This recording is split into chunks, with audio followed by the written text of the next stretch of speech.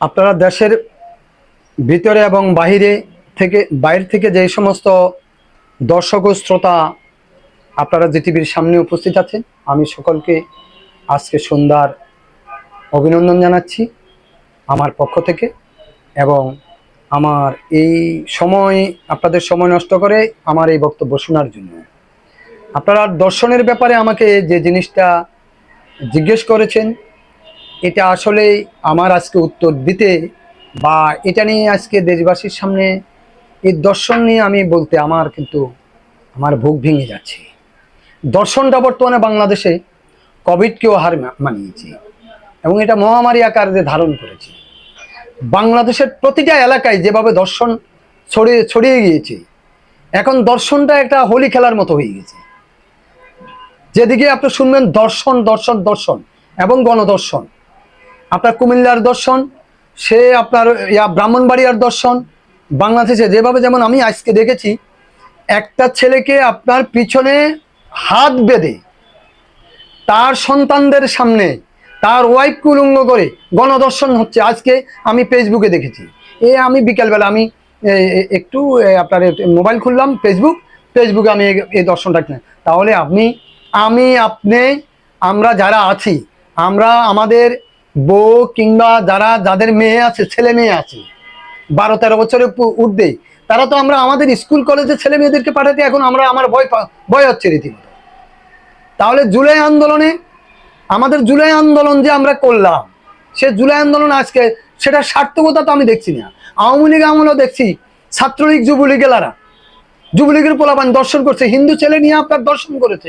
ওই বগুড়া নর্থ বেঙ্গলে হিন্দু ছেলে মুসলমান মেয়েকে নিয়ে দর্শন করেছে, সেটার কোনো বিচার হয় নাই। তাহলে তার মানুষ সেটার উপরে মানুষ কিন্তু তখনও কিন্তু হতাশ ছিল। আজকে তাহলে আমরা তার চেয়েও কঠিন থেকে কঠিন এই গত 1 বছরে 450-এর উপরে দর্শন হয়েছে। রিপোর্ট, এটা পত্রিকা রিপোর্ট, সংবাদের রিপোর্ট। তাহলে 450 দর্শন হচ্ছে, তার মধ্যে 200 থেকে 250 আছে গণদর্শন। আপনি এটাকে কিভাবে নিবে? এটা মহামারী আকার কোভিডকে ফেল করেছে। আজকে আমার তো মনে হয় এখন আমরা সবাই ঐক্যবদ্ধ হতে হবে এই দর্শনের বিরুদ্ধে। এবং দর্শন যে করবে এবং দর্শন যেখানে যে দ্বারা দর্শন এবং দর্শন হচ্ছে এবং দর্শনকারীদেরকে উন্মুক্ত স্থানে কোনো বিচার, এটার জন্য আবার কিসের বিচার? বিচার বহির্ভূত ভাবে এটার জন্য কোর্টে যেতে হবে এমন দেখা গেছে সে দর্শন করছে, এটা প্রুফ যেভাবে হোক, যে ওই হোক, সেটা জনসম্মুখে তার বিচার হয়ে যাবে। এখন আপনার বিচার দর্শন হওয়ার পরে আপনার আদালতে যাবেন, আদালতে যাইয়া দর্শনের বিচার হবে না। এটা রাজনৈতিক দলদের, রাজনৈতিক নেতা এবং বিভিন্ন দলের এজেন্ডা বাস্তবায়ন হয়ে যাবে, তাদের ছত্রছায়ায় চলে যাবে। তারা মোবাইল ফোন করবে, বিভিন্ন ফোন করবে, বিচারক আদালত আপনার এটার বিচার করতে পারবে না।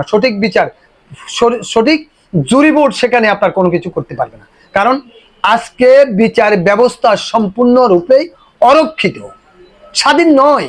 আজকে বিচার ব্যবস্থা আপনার সম্পূর্ণ আপনার এই সরকারের বলেন, যে সরকার যখন আসে তাদের এজেন্ডা বাস্তবায়ন করে। যে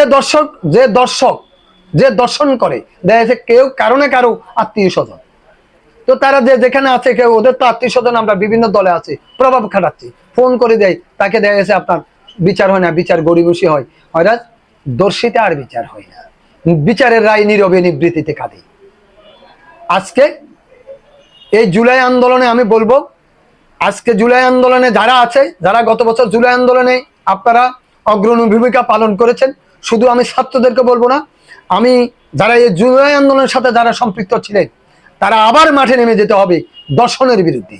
এবার আমাদের শপথ হোক দর্শনের বিরুদ্ধে প্রতিবাদ, এবং দর্শনকারী যারা আছে তাদেরকে খুঁজে বের করতে হবে। এবং বাংলাদেশে তাহলে আমাদের সমস্ত নারীরা আপনার তাদের সম্মান যেন সঠিকভাবে পায় এবং সঠিকভাবে পাবে। যদি আমরা আবার যদি জুলাইটাকে, এই জুলাই, আজকে জুলাই মাস, জুলাইয়ের 1 তারিখ, আজকে এই 1 তারিখের শপথ হোক দর্শনের বিরুদ্ধে, তাহলে বাংলাদেশের গত বছরের জুলাইটা সার্থক ও সফল মণ্ডিত হবে বলে আমি মনে করি।